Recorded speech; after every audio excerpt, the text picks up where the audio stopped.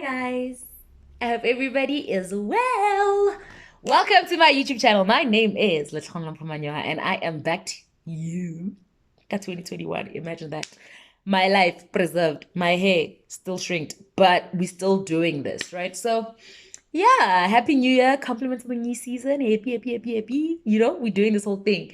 So today's topic is simple, straight to the point, and it's about happiness, right? Because I feel being happy is the key to actually going through a year. Choosing to be happy also is like one of those. Because, like, for many, we just feel like happiness is like an emotion that you feel at some point and then it leaves. And that's primarily because when someone is happy, they don't dwell as much as in the happiness as much as they would if it was a sad situation. It's so easier to become a victim of your situation than to be gratified and happy about what's going on. And it takes a certain level of wisdom to like see when things are bad, but not really bad in the long run, right? So happiness is the key for the year. Like, I think that is what I realized. And like, happiness is not determined by geography, right? By what I mean about that is that even if you leave like an area that brings you a sense of sadness or like reminds you of that place. Like, I for one hate hospitals because I lost my mom at a hospital. But moving from Medforum where my mom passed on doesn't mean when I go to another hospital I don't get the same type of anxiety. I still do get anxiety when I do get to hospitals. So happiness is not determined by geography. It's just what is triggered in your mind, right? So if something makes you sad, it's not the position that you're in that is making you sad. It's the fact that you are not looking at things differently. Do you understand? That's what I mean. It's not a geographic situation, right? Happiness, secondly, is not the absence of sadness or like negative things. Happiness is a place that you can create for yourself. Like, I learned that when I started like having like negative feelings about my academics and all of that, and I realized I could actively choose to be happy with whatever that's being presented to me. So like instead of seeing the challenges I had faced or I am facing with my academics, instead of looking at it in a negative light, I saw it as an opportunity for me to become a greater person, right? So like in short, what happened was I just kept on getting hindrances like external factors and internal factors that just hindered me from doing my schoolwork. And even when I did try or I'm trying, it would just hold me back. But in that moment, I started realizing, "Oh, these challenges are actually a good thing." Because I would like to think that I like talking to people about education and empowering young women in terms of education. I can't do so if I've never been in a place that has been difficult for me academically. Because prior to this challenge that I was facing, I am, I'd like to, yes, I am an A student. I am great. I'm brilliant. And I had never faced challenges academically, so to say, or they were not as advanced or like as hectic as I thought they would be, right?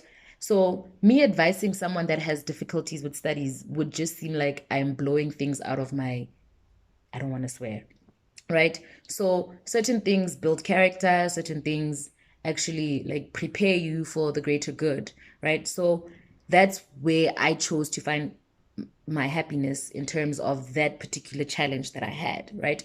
So it's not about where you currently at. It's not the absence of negativity. It's an active decision of seeing positivity around you and being gratified that what is happening now is bringing you to a better light. So that is just my outlook on what happiness is all about. And for you to truly be happy, you need to find things that make you happy. And finding things that make you happy is not like people think it's extreme. Like, I must find out that I really love bungee jumping. Like, that's an extreme way to look at it. You could just start with small things like taking walks, reading, writing, doing things that you love, listening to music. It's as small as that. Like those are things that probably bring a mood change in you. Another thing is don't stop being in the habit of doing things that you feel obligated to do, because the moment there's a sense of obligation that's there, then you automatically have a negative feeling towards that thing. Excuse me. But yeah, you automatically have a negative feeling around that. Like if you're forced to say what? Babysit, right? If you're forced to babysit every day, you no longer do it because you really love doing it. You just do it because you feel obligated to do so. And as a result, you end up hating doing that. So do things because you actively want to do them, and don't feel obligated to do things that you don't like. It could also be like something as small as chilling with friends. If you feel you're obligated to do it, then it brings a negative side to it. Like it has a negative weighing on it. So you end up feeling grumpy about it. And it's something that could possibly bring you so much happiness, right? Another thing is that if something makes you happy, it makes you happy despite where you are. Hence, I'm saying geography really does not play a part. So I genuinely like talking. I genuinely like being with people. I genuinely like empowering people. Like those are things that make me happy. And I like listening to certain music and dancing and singing and being silly. And doing those things doesn't matter. Like whenever I do those things, it doesn't matter. I might be in my room, I might be at school, I might be on campus, and it's still the same feeling it generates. So I just wanted to talk about that and let you guys know that happiness is a choice, just like a small effort you make. Woo!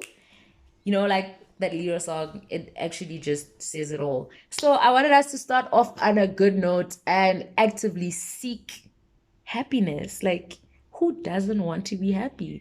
I personally have been going through some motions and changes, and I realized I had become so much of a victim of situations that were happening to me, and I didn't look at myself as a conqueror. And that's the most important thing, looking at yourself as a conqueror, as a person that has defeated the anxiety, the negative feelings, the depression, all of that, and actively choosing to be happy. Because celebrities, yes, they have money, yes, they have this and that and all of that, but they are also happy with their lives. A majority, I'd like to say. Some people look like they are much more blessed, or they have a greater advantage than what you do, and it might not be the reality. The simple thing is that they are grateful for what they have in the time and moment that they're in, and they are happy and actively present in their moments that they experience, and that is something nobody can take away from you. So that's from me to you. Happy New Year. Don't forget to like, subscribe, and share. Guys, this year by April on my birthday, can we just get to 1,000 subscribers? Can you watch my videos until the end? Ke a le promisa go tlo ba mnate. Ke a le promise. Struma frasis, ke a le jwetsa. But don't forget to always be happy and subscribe. Yes.